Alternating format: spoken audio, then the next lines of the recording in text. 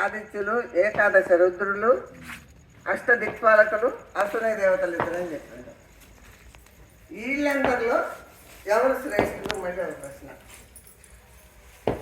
వీళ్ళందరిలో ఎవరు శ్రేష్ఠులు అంటే దానికి ఆయన ఏం చెప్పిందంటే ప్రాణము, అన్నము, దేవత అద్వయం, ఈ రెండే దేవుళ్ళు అని చెప్పిండు.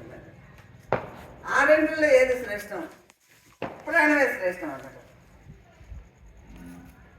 మరి ప్రాణం ఉండేటికి అన్నం అవసరం కదా, అన్నం ఉందని ప్రాణం ఉండదుగా.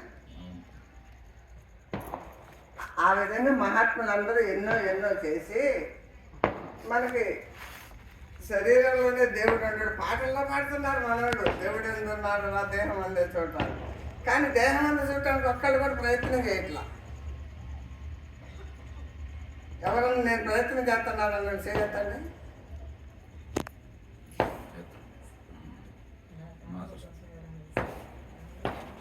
మాతాజీ ఒక్కటి మాత్రమే చేయొచ్చింది, మీరు ఎట్లా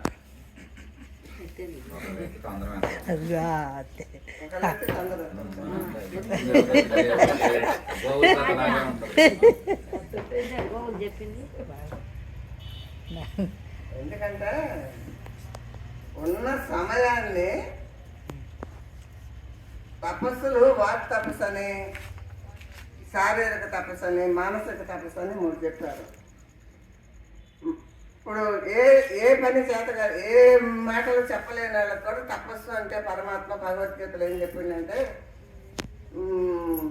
దేవద్విజగురు ప్రాజ్ఞ పూజనం, శౌచం ఆర్చవం, అహింస, సత్యం, అక్రోధం, శారీరక తపస్సు ఉచ్యతే. పెద్దలకు సేవ చేయటం, గురువులకు సేవ చేయటం, ప్రాజ్ఞులైనటువంటి జ్ఞానులకి సేవ చేయటం, మరి అహింస, ఎవరిని హింసించకుండా మాట్లాడే మాటలు కానీ చేసే పనుల్లో మనం శుభ్రంగా ఉంటాం, మంచిగా ఉంటాం. ఇది కూడా తపస్సు అని చెప్పిండు. రెండోది వాక్ తపస్సు చెప్పిండు.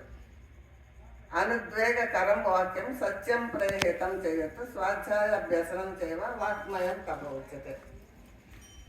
ఏం మాటలు మాట్లాడాలా? కూర్చున్నంతసేపు ఎల్లమ్మ పుల్లమ్మ వాళ్ళ అబ్బాయికి ఉద్యోగం వచ్చింది, వీళ్ళ అమ్మాయికి ఉద్యోగం వచ్చింది, వాళ్ళకి లక్షలు వస్తుంది, ఏమొచ్చట్లేనా అవసరం?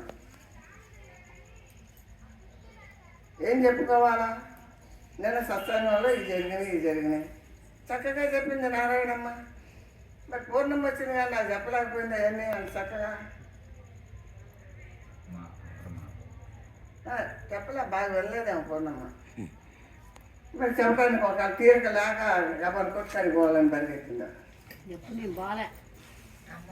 నువ్వు మర్చిపోయి పోలేదా?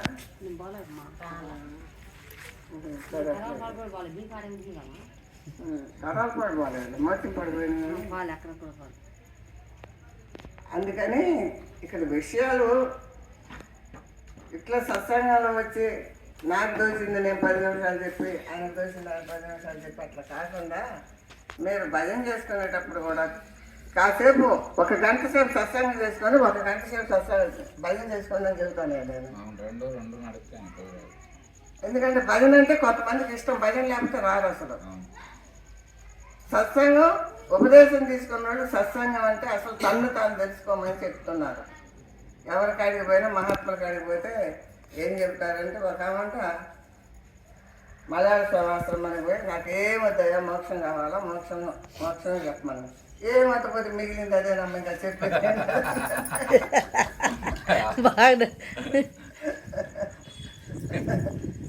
ఏమి నీకు అన్ని వదిలేసుకుంటే మిగిలింది మోక్షమేనా చెప్పాను. ఒకసారి రమణ మనిషికి అడిగిపోయి నాయన ఒక ఆమంతంట మోక్ష మార్గమే చెప్పమన్నదంట. మోక్ష మార్గం చెప్పమంటే ఆయన వచ్చిన దారిని పోమన్నదంట. వచ్చిన దారిని పోమని చెప్పాను. అట్లా మహాత్ములైనటువంటి వాళ్ళు ఇట్లా పోయి అట్లా తెచ్చుకోవడానికి కదా, కొట్లో సరిగ్గాదు కదమ్మా. వెన్న తీయాలంటేనే ఎన్నో పనులు చేస్తే కానీ పాలల్లో నుంచి వెన్న రావట్లా. బెల్లం తయారు చేయాలంటే చెరుకు పండించడంతోనే రాదు కదా, రసం చేయాలి, కాకబెట్టాలని అన్ని రకాలు చేస్తే బెల్లం తయారవుతుంది, ఇన్ని రకాలు చేస్తే నెయ్యి వస్తుంది. ఊరికనే మనిషి లోపల ఉన్నటువంటి ఆత్మను కనుక్కోవాలంటే ఒట్టి మాటలు ఎవరైనా చెప్పినా చెప్పడం అంటే శాస్త్రం చూసి ఎవరైనా చెబితే విని గుర్తుపెట్టుకొని చెప్తున్నాం. కానీ సాధన చేయకుండా ఎవరు కూడా ఆత్మను దర్శించలేరు. ఆత్మను దర్శించాలంటే దానికి చాలా సాధన అవసరం. అది కూడా ఎప్పుడు ఇప్పుడు మీ వయసులో ఉన్నప్పుడు మీరు చేయగలరు కానయ్యా. ఇప్పుడు నేనంటే కాసేపు కూర్చోలేకపోతున్నా. ఎవరైనా ఇంకా ఆ స్థితికి వస్తారు కదా కొన్ని రోజులకి. దేహం యొక్క ధర్మం ఏంది? జాయతే అస్థి వర్ధతే విపరణమతే అపక్షయతే వినశ్యతే అను షడ్భావ వికారాలు కలిగింది ఈ శరీరం. మరి ఈ వికారాలు ప్రతి మనిషికి వచ్చాయి. ఇవాళ కాకపోతే రేపు, రేపు కాకపోతే ఎల్లుండి. పోనీ రేపు ఎల్లుండి దాకా మనం వంటం అనేది లేదు కాబట్టి తస్మాత్ జాగ్రత్త, తస్మాత్ జాగ్రత్త. నువ్వెన్ని జాగ్రత్తలని చెప్పు. ఎవరు చెప్పారు? నేను చెప్పటంలా. శంకరాచార్యులు వారు చెప్పారు, శాస్త్రం చెప్పింది, శ్రీకృష్ణ భగవాన్ చెప్పింది, ఎంతమందిని చెప్పింది. మన జాగ్రత్త మాత్రం ఇంట్లో డబ్బులు లేకపోతే తాళం వేయకుండా 10 రూపాయలు ఇంట్లో ఉంటే